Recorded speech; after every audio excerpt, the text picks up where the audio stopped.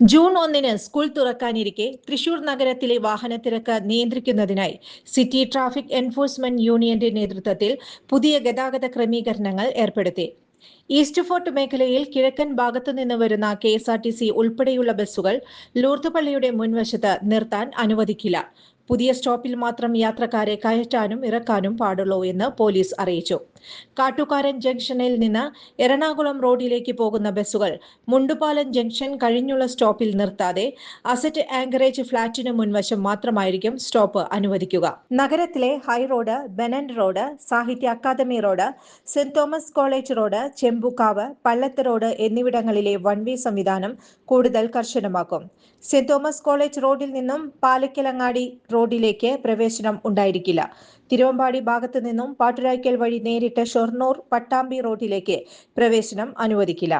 പാട്ടുരായ്ക്കൽ പാലത്തിലൂടെ ഷൊർണൂർ റോഡിലേക്ക് പ്രവേശിക്കണമെന്നും പുതിയ നിർദ്ദേശത്തിൽ പറയുന്നു. ചുരുങ്ങിയ ചെലവിൽ വീട്ടുമുറ്റത്തൊരു വിളക്ക്. വൈദ്യുതി വേണ്ട, ബാറ്ററി വേണ്ട. പൂർണ്ണമായും സോളാറിൽ പ്രവർത്തിക്കുന്ന ലൈറ്റുകൾ നിങ്ങളുടെ വീടുകളിലോ സ്ഥാപനങ്ങളിലോ എവിടെയായാലും സ്ഥാപിച്ചു കൊടുക്കുന്നു.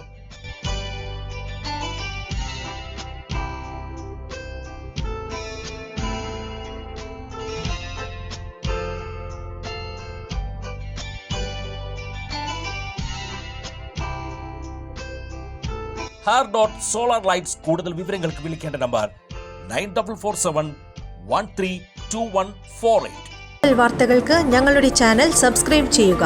ഫേസ്ബുക്ക് ഫോളോ അപ്പ് ചെയ്യുക. വാർത്തകൾ വേഗത്തിലറിയാൻ എനി ടൈം ന്യൂസ്.